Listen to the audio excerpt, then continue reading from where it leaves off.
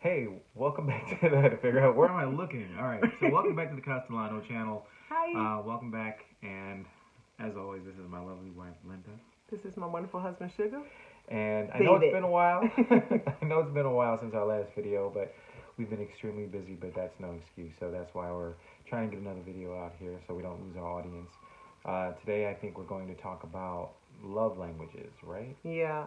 And more specific than love languages, we're going to talk about how to serve your person, your partner, your husband, your wife. About the serving aspect. I think most people don't think about that when they get married. They get married, they're like, I married my best friend. Mm-hmm. That's true, Mm-hmm. right? Mm-hmm. And they also think about this person give me butterflies and all the beginnings of things. But there is a aspect in marriage which is about pleasing your person, Mm-hmm. and that's a like a critical component to be able not to expect somebody always to deliver for you, but for you to be able to deliver for that person. Mm-hmm. And so what that looks like, and in a real marriage, it looks different for every person, every group, every person. It looks different. So how Usually, about when you're in a marriage, you always have to consider the other person. You're not living just for you anymore. It's not. I mean, when you're single, it's. I mean, it's okay to think about things that you're going to do by yourself. But when you're in a marriage or in a relationship, you want to consider the other person as well, and do the things that that other person likes.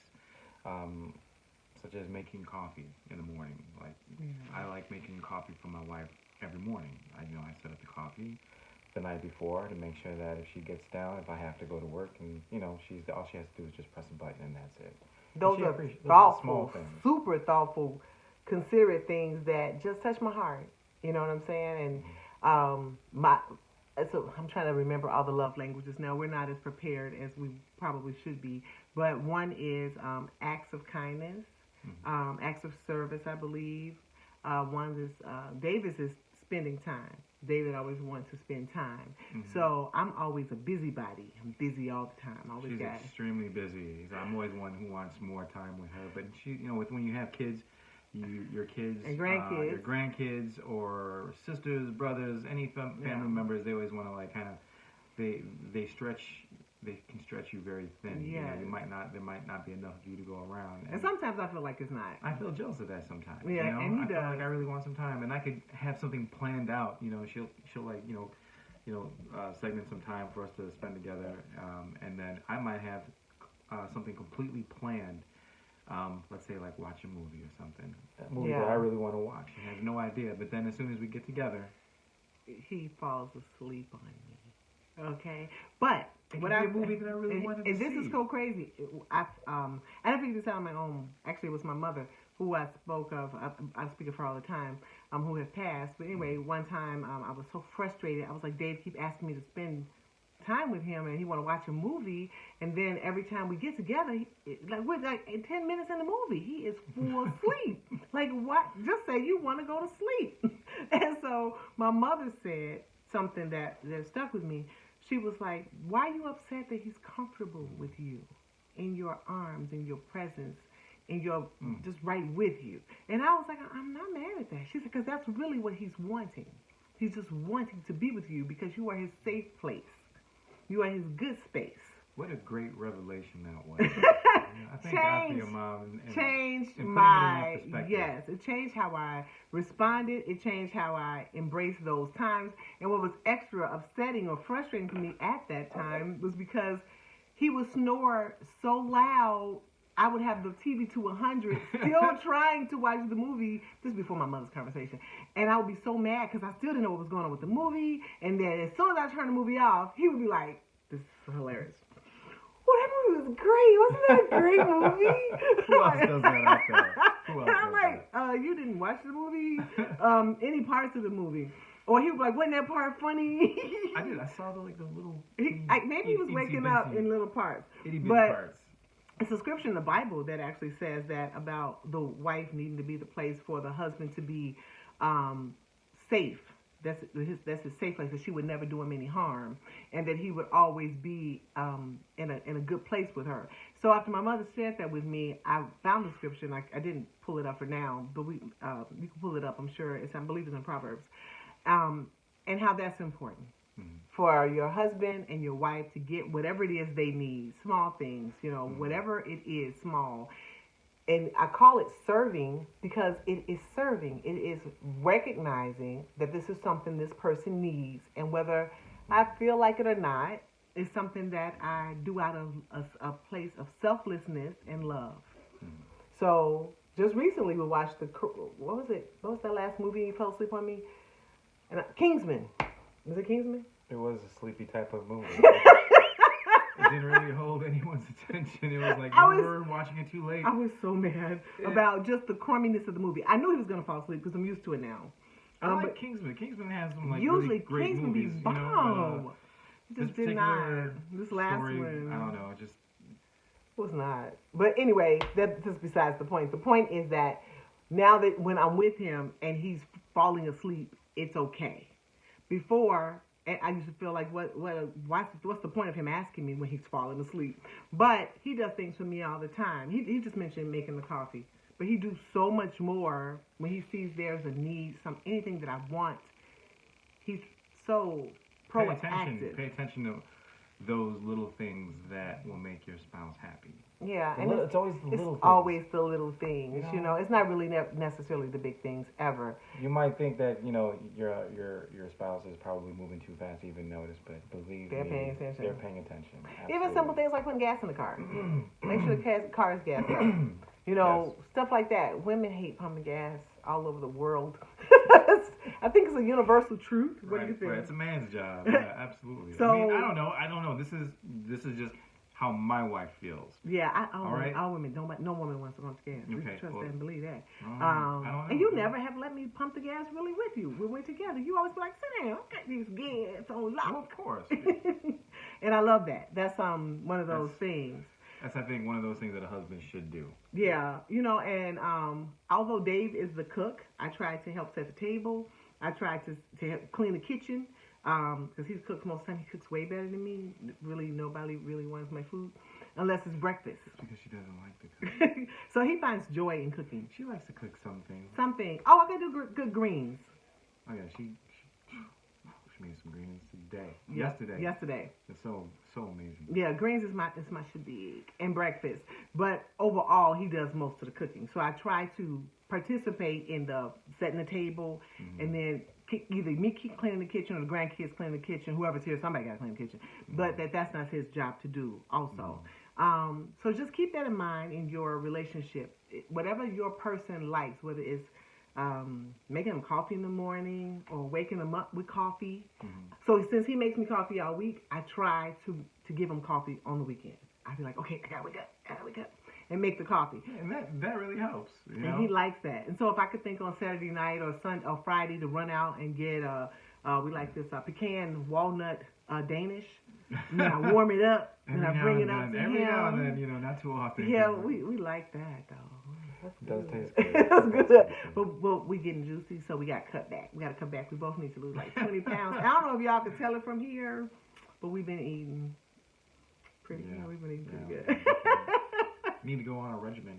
Yeah, we got to change our situation. We got to go back. But we had a good time. David had a birthday, and we celebrated that. And anybody who's watching us on Facebook saw we were just doing it big as we could do it. We had a staycation here in Chicago. Greatest weekend I ever had. It was the best. And we have been under extreme stress. My brother passed, and it was a surprise passing. Yeah. And that happened in February. So it was just a situation, just trying to get everything taken care of. And we got through that. And David's my biggest support. It's good to have somebody to help you through times like that. He was young. My brother was 50. He was young. So saying that to say life goes so fast. Enjoy the people that you're with. Love everybody who's around you and your family. Make time for everybody. And before your spouse, do some things that they love, whatever that is. Whether it's having their shoes at the door. Oh, remember back in the 50s? Women do you like that? Remember in the movies? I don't remember the music back in the 50s. No, when the wife would meet the husband at the door. Yeah, like in TV shows. Right, with the slippers and the cognac. No, like a martini. Oh, it's a martini? I have no idea. You want a cognac or a martini? I could do it. Let's get to the next. Okay. That was the next point. Okay. Well, the point maybe is, not a drink at the door, but you wouldn't like a drink at the door? Truthfully. like I like to scratch my wife's back. Oh Right before she God. goes to sleep, I'll scratch her back. She doesn't have to ask me. I just like she's kind of usually like she's like almost like half asleep on this side, and he just starts scratching. Just start scratching her back. And when I tell you, that blesses my shundo. She always says like, oh, this is the best part of the whole day. The whole day. And I never ask him. I don't even think about it. And it's not something I'm even thinking about. He just does it out of the kindness of his heart. And I have to make sure before I go to bed, I got a crazy part. Who else likes their back scratched right before they go to sleep? This part is going crazy. I may go that way. But anyway. Mine too. He likes me to lay on his chest. But I have a big head, as you can see. And so his arm goes out. Big heads now. His arm goes out. I don't know what's happening here. Anyway, his arm goes out, and I'm afraid the bone or something's going to. So I just let it go after a while, and I go back to where I'm going. I like her big head. But my big head. It's a perfect head. He likes me to lay there, but I can only lay there for a little bit because I know it's hurting him. But he likes it, so I do it. And if I don't do it, and just the sweetest thing, he does this. Well, he's been very vocal lately. Use your words. Yeah, and that's my saying. Use your words, okay? Because I'm not a mind reader, and sometimes I need him to say what it is he needs. If I am not, I know she's speaking for a lot of women. Intuitive about it, I'll miss it. But I love it that he'll say, "This is what I need." Mm-hmm. That's important, and that does it for me. Say that, and he's like saying it now. And this is 32 years. But he's finally using all his words to me. Well, what changed? Why you start using your words so good? I don't know. I have no idea. I like it. I have no idea. Yeah, I like it that he's not suffering in silence if I miss the mark. You know what? I'm not in my head as much as I used to be, I guess. And I know everybody can, like, if they allow their thoughts to, can go any which way, try to get out your head, because and use your words, stay grounded in reality. You like stay grounded in reality? Because sometimes your spouse is mad at you. You don't even know why. You're like, I don't know. He's acting funny. But it's because right. And if you ever ask your wife or your husband if anything is wrong, what's wrong, and if they say no, that means nothing. Or nothing, yeah. Nothing. That means something is absolutely wrong. Do not take her word. She's just saying that. Okay. She's a little angry because she didn't figure it out. Upset. Didn't figure it out. But I use my words a lot. Mm-hmm. People have told me I use my words too much, even on this channel. I know most of you are probably thinking she's like way over talking him, but I want you to know that she has the gift of gab and she has a lot to say. So I use this as a great avenue to get it all out. I can sit here, but you don't want to hear me talk. Yes, they do. People are like, let them talk more. She's very dynamic in everything that she says, does. They want to hear you talk more, honey. I'm trying to get them to talk more, y'all. Y'all think this is me? He's like, this is good enough for me. I'm absolutely okay with that. No, if you want me to deliver a sermon or something, I mean, I could put something together. I don't know. What could do that? Put together a sermon. That'd be bomb. We should do that. We should do that, Dave's first sermon. Next step. Sermons. But anyway, we're not going to hold you all. We went past our little 12 minutes. We just want to say first of all, we appreciate our subscribers. I think we're almost to 500 subscribers. We've gained double-digit subscribers even in this time that we haven't posted. So anything. Yes. We're sorry about that. We're going to try to post a lot more. And we've had some people give us some topics. We're going to go over some topics. I think one of the topics was about when you are both in Christ, but at different levels, and how to balance that out. Equally yoked, but on different levels of praise, of worship, of understanding, and things like that. That'll be a subject that we're going to talk about. Yeah, absolutely, because I think the most important thing with that, as far as Christ is concerned, you always want to make sure that foundation is sturdy, solid, and the only way you can do that is making sure that you all are both on the same page in Christ.